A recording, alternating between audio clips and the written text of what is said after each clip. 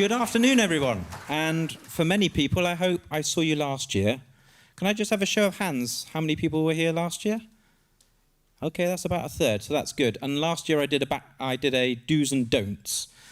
Well, this year as the Traffic Commissioner for the West Midlands, I've looked back over the last year of public inquiries, and I'm doing a back to basics, which I think is pretty much the tenor and tone of the whole of the event today. And I'm going to talk to you about the common themes that I've seen for both maintenance and driver's hours and general compliance with the undertakings on the licence that have got people not only to a public inquiry, but when they've got there with a persisting problem, have cost them their licence. And in most cases, it was all avoidable by going back to basics, which is where I'm going to start. But before we get to that, I'm going to start with the annual report, which sounds like a very boring document, and I'm afraid most of it is, but it's the document that we send as traffic commissioners to the Secretary of State to give all of our stats and outlook and things like that. And it was published only a few days ago, and I want to just share with you the good news and also where we are in this traffic area, because that's been touched upon. So, are we? Oh, sorry. Oh, take Laura. There we are. I'm back.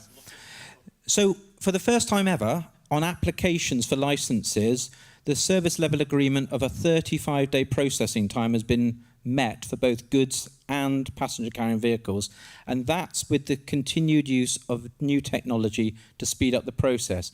So the applications are getting dealt with much quicker, and in the West Midlands traffic area we've still got over 7,700 operator licences with 41,000 vehicles specified. So it's a big area, but out of that the DVSA has been very busy together with the police in targeting operators and their drivers who are putting at risk the overriding reason that this jurisdiction is in existence, which is road safety and fair competition. And of all of that evidence that gets gathered, somebody, normally me, has to decide which operators and transport managers and drivers come into a hearing. And we don't just pick anyone. I mean, it's not as if you get something slightly wrong and then you come in. We target the most serious and serially non-compliant. And that's why the statistics are as high as they are, because most operators are already on a bad footing, evidentially, from the get-go.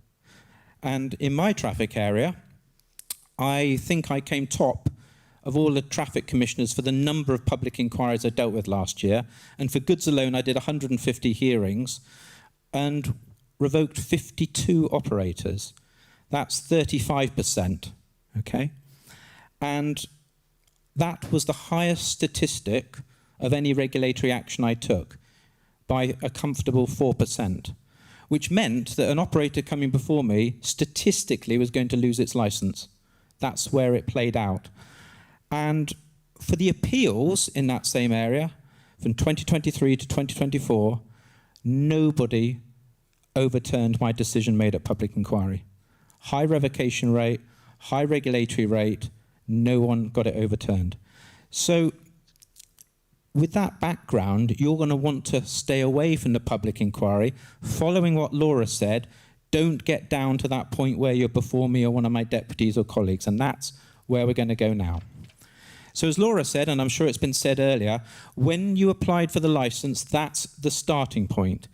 And you made a promise, which you may have forgotten about on that application form, that said, I am accepting the undertakings below, those are those formal promises, that failure to comply may lead and result in the licence being revoked, suspended or curtailed.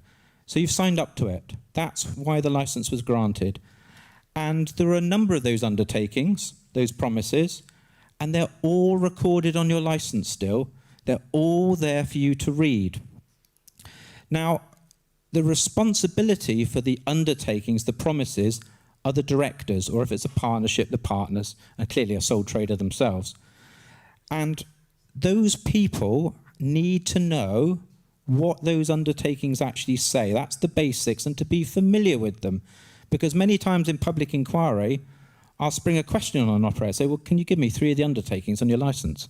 And they look at me like a rabbit in headlamps, because they don't know them. So look at what you've signed up to. That's the basics. By contrast, as Laura explained, I'm sure others did, the transport manager's got a completely different responsibility. It's the day-to-day running of the transport operation, effective and continuously. Effective is the key word. And their duties are set out, as been said earlier, I understand, in the Senior Traffic Commissioner's statutory guidance at paragraph 60 in statutory document number 3. And that is a blueprint of what is expected of a transport manager. So transport managers in the room, please go back to the basics, read it. It's not the traffic commissioners that have just thought of these things overnight and thought, well, that's what a transport manager should do. This is all come from legislation that's both retained from Europe and our own legislation. It's the bare bone basics. It is the template. So go back as directors, read the undertakings. Transport managers, read your statutory document, paragraph 60, general responsibilities, and then see whether or not the systems and procedures that you've got in place are sufficient to discharge those duties. It's that simple. Review where you are against what you're meant to do. But that's not enough, is it? And a lot of operators make this big mistake of not squaring the circle, because the directors need to read statutory document number 3, paragraph 60. Because if you don't know what your transport manager should be doing. And therefore, following what Laura said, you cannot constantly supervise and monitor them. And it's that important step where many directors are let down. Because what I often hear, and I'm not joking by this happens more times than often, is I get told something like this. Well, I trust old Ted, my transport manager. He's been with me for years. We meet every Friday, have a cup of coffee, and he tells me if anything's gone wrong. As far as I'm concerned, everything's fine. I've done my part as a director, and that's the end of it. I think that's been said by other people today, hasn't it? But that's what I've been hearing time and time and time again. And what's wrong with that statement? Well, if you've been listening to what I've just said, you'll understand a lot, because you've just taken your transport manager at face value. You haven't constantly supervised and monitored him. You haven't checked what they've said is true. You've just taken it as read. But it's your responsibility as a director to make sure that old Ted, in that example, has done what he's done, should have done. And as a transport manager, you've got to ask the question, well, what have you been doing to look after the undertakings and your responsibilities as a director? Because the door does swing both ways.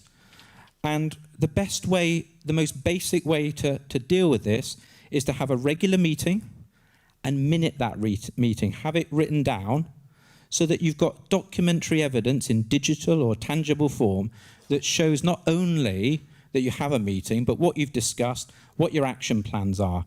Because if you end up, as Laura showed, with that escalation with DVSA at some time in the future, that's going to form a basis of you showing that you've got sufficient systems and procedures, you are constantly monitoring and supervising, you are checking and not taking things at face value, and that's going to go a long way to persuading people that you can be trusted. So pulling everything together, know your undertakings, know your duties under statutory document number 3, paragraph 60, have the regular meetings, regularly review and check your systems and procedures to ensure they are sufficient to discharge your responsibilities. So that's a big overview of the basics. And it sounds, as though it should be happening all the time. But in my public inquiries, those are the main areas where people are falling down. So we're going to look now at a bit about maintenance, and then we're going to go on to driver's hours. So on maintenance, there are 3 main promises on your license, okay? They are that vehicles, including hired vehicles and trailers, are kept in a fit and serviceable condition. Drivers promptly report any defects or symptoms of defects that could prevent the safe operation of vehicles, and that any defects are recorded in writing. Records are kept for at least 15 months of all driver reports that record defects and all safety inspection, routine maintenance, and vehicle repair reports, and that these are made available on request. Most operators forget that last bit. A lot of lawyers forget that last bit as well in hearings. We'll come to that. So the basics, right? From those maintenance undertakings, I'm going to say this twice. I'm going to look around the room. I've said this a few times in different presentations. I bet I get the same reaction. It is the operator's responsibility for vehicles being kept in a fit and serviceable condition, not your maintenance provider. I'll say that again, because a couple of people looked a bit surprised at that. It's your responsibility as an operator that vehicles are kept in a fit and serviceable condition, not your maintenance provider. You agreed to that promise that your vehicles will be kept roadworthy, not your maintenance provider. You've got to fulfill that promise. Therefore, if your maintenance provider lets you down, that's your problem. Don't come crying to me. I will say, there's your undertaking, you've not delivered. So what can you do to try and see if your maintenance provider is getting it right? Because this is what you should be doing as part of your constant supervision and monitoring. You're checking, you're scrutinizing, not taking things at face value. First of all, look at your preventative maintenance inspection sheets. The clue's in the title, it's preventative maintenance inspection. You're meant to have the vehicle maintained at one date, and it's meant to be maintained to a standard such by the next preventative maintenance inspection, there shouldn't be any major problems happening with it along the way. Preventative. So think first of all, should I be having my vehicles looked at more often if there's lots of defects being found that need to be rectified? Secondly, and this happens quite often, make sure the form is up to date. DVSA won't accept or won't look kindly on an out-of-date form. And this is where a lot of operators fall down, and transport managers. Make sure all the sections on the form are properly filled in, okay? If there's a gap, if there's something not recorded, if there's somewhere where there should be something, don't just sit back and go, well, there's obviously, they know best. Go and ask why. Why hasn't that been filled in? How have you signed the roadworthiness declaration if that's not filled in? Look carefully to see if there's driver spottable defects. This is really important. Not only that your maintenance provider is picking up on this, but also you knowing that your vehicles are going out through your gate onto the road when the driver's done a proper check. Because if there are lots of driver spottable defects or regular spottable defects, you need to go back and get the driver defect reporting sheet, have a look at the one immediately preceding the maintenance inspection, and see if your driver's picked it up. But don't just stop there, because I won't. If I question an operator in a public inquiry, I'll go, well, did you go and check the tachograph data on the digital card and see how long they had as cross hammers for other work, to see how long they were doing on that walk-around inspection? Have you done that? And again, it's like rabbits in headlamp. They haven't thought of joining up the dots to not only see on the maintenance sheet if drivers may not be doing a proper walk-around inspection, but on their tachograph record to see if they're doing one for long enough that has any realistic chance of picking up obvious defects that they should see. Next thing, I don't see a lot of this, and again, it's rabbits in headlamps in a public inquiry anyway. Check your first time and final failure rate at MOT. Now, when I first started, it used to be first time pass rate, first time and final pass rate. It's flipped now. DVSA use first time fail, final fail rate. It's the one day of the year that you and your maintenance provider knows about in advance when your vehicle must meet the bare minimum standard of roadworthiness. So if your vehicle is not passing its MOT at first presentation, you want to know why. Because it's only being looked at for the same items that will be looked at a preventive maintenance inspection. So it's going to say an awful lot about your maintenance provider if it's not passing at first time and if it's not passing at second time. And you can then make a judgment call on whether or not you should be looking elsewhere. And this one is super important. Make sure the roadworthiness declaration is signed.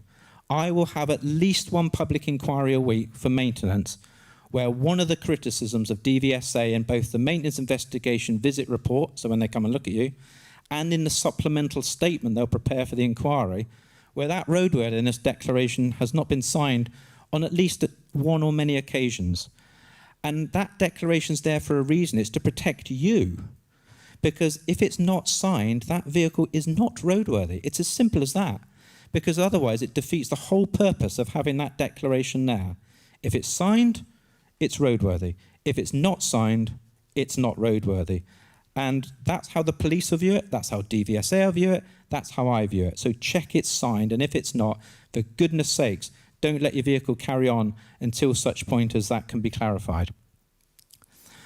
Okay, the other thing that's becoming big news at the moment, and I'm seeing this more and more and more, is operators not doing meaningful brake tests. And brakes are becoming really closely looked at by the DVSA. We all know that April next year, every PMI has got to have a laden brake test, roller road brake test for tractor units and trailers. But at the moment, meaningful brake tests, okay? So you've got to be familiar with what a meaningful brake test is. And it's all out there. It's at paragraph 5.3 of the DVSA guide to maintaining roadworthiness. It's only a couple pages long. And that explains what it is, but it also makes it clear in the first sentence. It says, every safety inspection must assess the braking performance of the vehicle or trailer. So have a look at that and then make sure that what your maintenance providers are putting in on your PMI sheets is enough for it to be meaningful. Okay, gone are the days of road test. That doesn't tell you the braking performance. It doesn't tell you anything.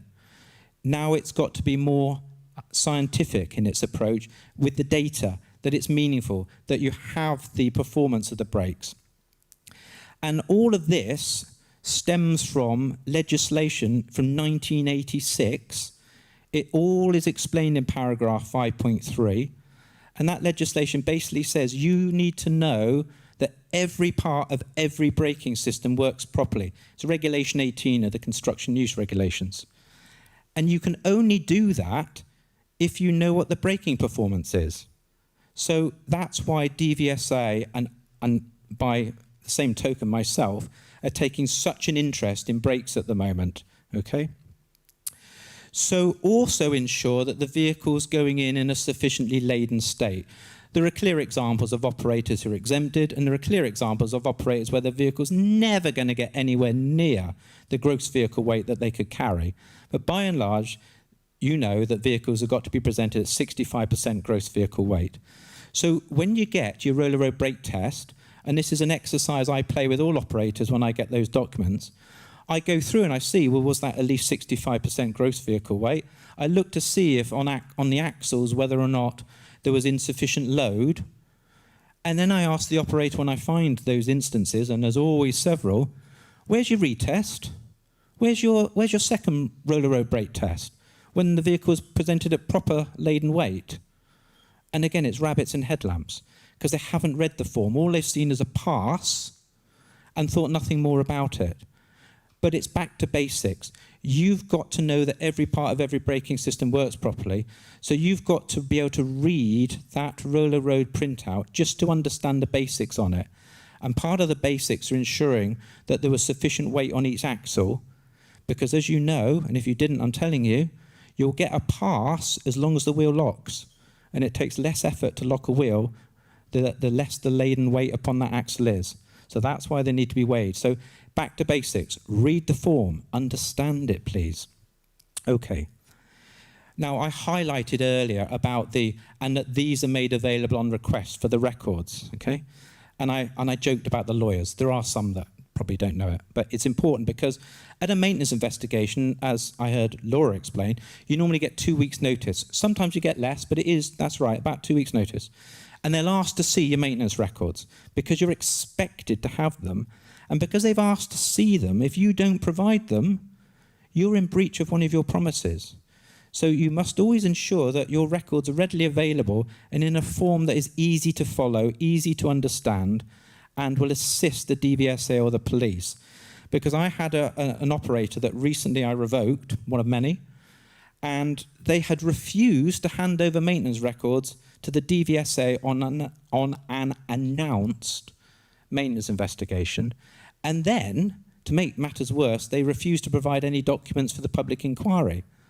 So No wonder they lost their licence. No wonder they got disqualified.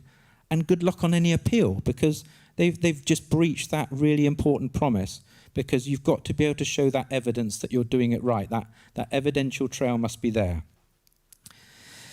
Now, in that respect, and I know it's coming back to the same story being told about audits, I cannot repeat enough how important having an audit is.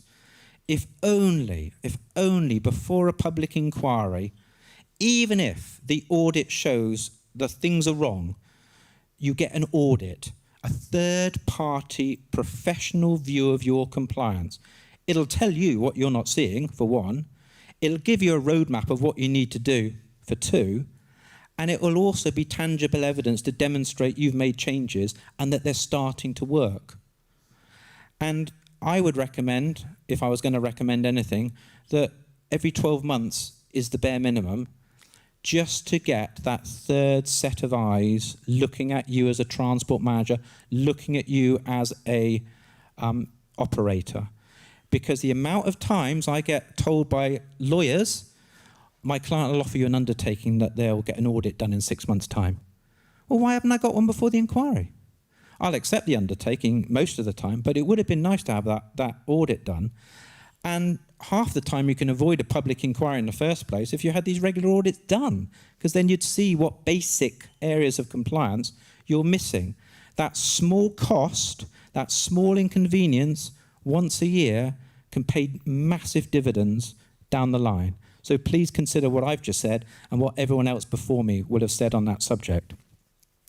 Driver's hours compliance. Okay, you all promised to obey the rules on driver's hours and tachographs to ensure they're observed and proper records are kept, and these are made available on request. So the law says, as you will all know, that you've got 90 days to download your vehicle unit. But really, are you going to leave it 90 days? Because I've seen a huge increase, and I do mean that, a huge increase in drivers being found to have driven without a digicard inserted, okay? And if you wait 90 days, you may miss that happening, and by the time you pick it up, it's too late, your driver's been stopped, the traffic examiner thinks, hold on a sec, you've been driving off card. Is that something that's a culture in the operator? I better go and investigate. And before you know it, you've got a full-blown traffic examiner investigation on your hands. Because it is really serious, driving off card. It's a form of false record. And to just put it into context how serious it is, for the relevant statutory document for drivers, it doesn't have to be a conviction. For each proven offence of driving without a tachograph inserted is a 4-week suspension of their vocational driving licence per offence, up to 6. More than 6 is revoke and disqualify for at least a year. So that's just for the driver. So how seriously, back to basics, is your organisation taking driver's hours compliance and looking out for this, what appears to be increasing problem with drivers going off card? Because if you think about it, if one of your drivers pulls a card, that is a deliberate act. If the tachograph machine's above them or on the level of them, they've got to pull that card out. That doesn't happen by accident, or as many drivers claim, mistake, or sometimes some other excuse. They've had to take it out of the machine, okay? And therefore, you need to have robust measures in place, not only to pick it up, but deal with it. And I'm going to tell you a story in a minute about an operator that I just could not believe. Because in their particular case, not only were they picking up that drivers were driving out of the card, they didn't seem to think it was very important. It was happening so often, it was just normal. And the worst offender was he regularly pulled his card 20 minutes from base because he'd run out of driving time. So he's only 20 minutes from base, runs out, pulls his card, gets back to base. And the transport manager investigated, and heaven for me, in the public inquiry papers that the operator submitted, was the disciplinary letter. And that letter basically said that this driver had been with the company a very long time, We don't want to let you go. You're only 20 minutes from base. And he got a first written warning for doing it. Okay? First written warning. Reality check. How on earth is that first written warning? Because what do you think that says if you end up at public inquiry to me about how serious you take that undertaking to ensure compliance with driver's hours and tachograph rules and regulations? It runs a coach and horses through it. How do I trust you? Well, the simple answer is I'm not going to, because you've got to deal robustly to show that you do take it seriously and will not tolerate it happening. So back to basics, okay? Look at how you can deal with drivers who are not doing what you say. Look at drivers who are breaking the rules and make sure that your disciplinary procedure preferably has clear examples of road transport related activities like deliberately pulling a card and carrying on driving, and what the consequences are going to be. Because the last thing you want to do is be like that operator I just told you about and set a precedent by not being able to deal with someone robustly enough. It's just got to be nipped in the bud. Now, I'm amongst friends, but at the end of the day, if you got taken to an employment tribunal, what's the worst that's going to happen? You're going to have to pay a bit of money, I expect. It'll take them years to get to the employment tribunal anyway, and their reduction, their reward, if they get one, gets reduced as a result of their conduct. But the flip side of that is if that driver goes out and kills someone or seriously hurts someone or causes a pile-up, and then you've got to deal with that. So don't be afraid sometimes to put road safety first, please. Back to basics. So I say, think about vehicle unit downloads. We've got the technology now, we've got the apps, it's dead easy to do. It doesn't take the time it used to take when the legislation was passed. And think about doing it more often to just see that this ever-occurring offence is not occurring on your watch, please, okay? Now, sometimes, and this is unfortunate when people don't follow the rules, sometimes unforeseen events occur on the way to a job or on the way back for a job. We all know it. There's been a pile-up, there's been an accident, there's been a diversion. No one knew about it in advance. And you know that you're allowed to break the rules in exceptional circumstances. But again, it's back to basics, please, because I see this more often than not, that where something has happened, they don't qualify. That's to say the driver and the operator don't qualify. Because, first of all, it can't be an event you knew about in advance. It can't be a normal occurrence like the M25 traffic on a Friday afternoon. The driver's got to stop at the first safe and available parking space. And this is where it's back to basics. You've got to have a manual entry made that explains the exceptional circumstances. And without that manual entry, you can say as much as you want to the traffic examiner or to myself, I'm not going to let you off the hook, nor will they, because you have to fully comply with what you're required, and it does require that. So please, back to basics.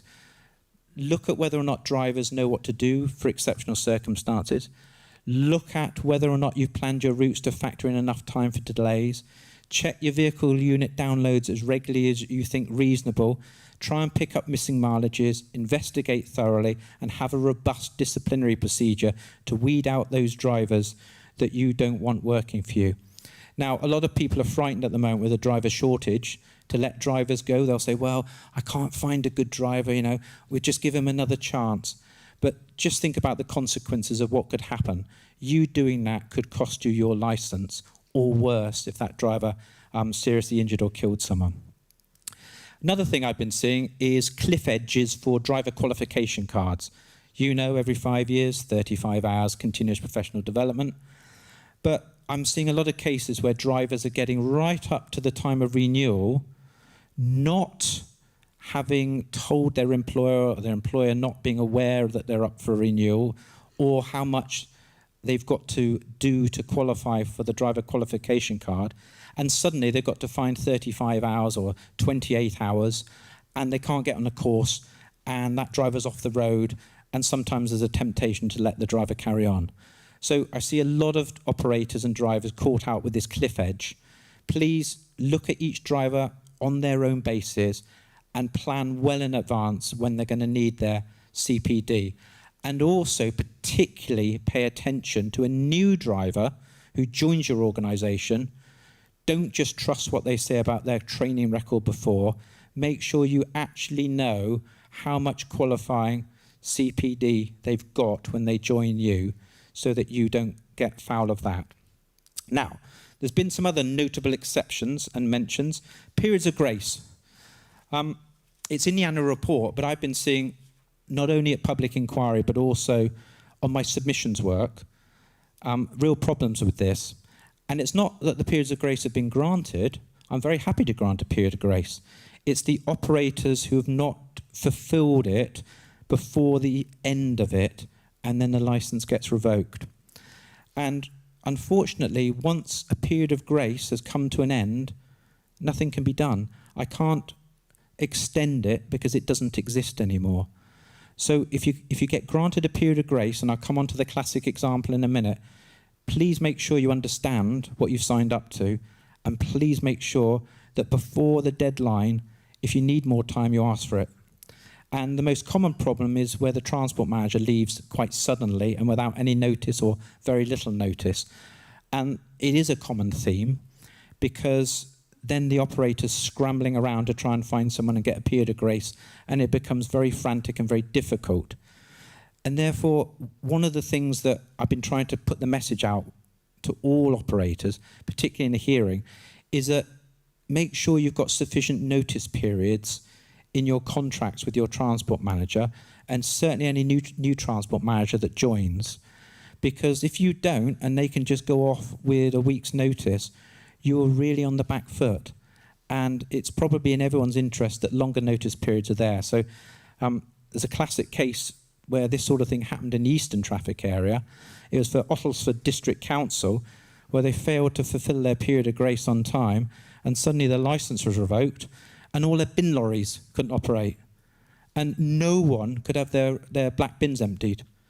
And it cost them tens of thousands of pounds to put this right with third-party hauliers, which happened to be another council. And it was literally quite a lot of mess to sort out. So think about that. The other notable exception that I've been seeing is self-employed drivers. I talked about it last year. Many operators in the last 12 months have lost their licence because they're still using self-employed drivers. Now, I'm not going to go into the legality of it, because every case turns on its own fact. But the more you move away from drivers being on a PAYE basis, the more you move away from having sufficient control of that driver to ensure that you can not only tell them what to do and how to do it and when to do it, but by doing that, you can fulfill your undertakings that you're now going to read and refresh your memory about. Okay? And if you stray away into the realms of self-employed, the worst case, of course, is where the driver sets up a limited company and the operator just contracts with that limited company. The less control you're going to have.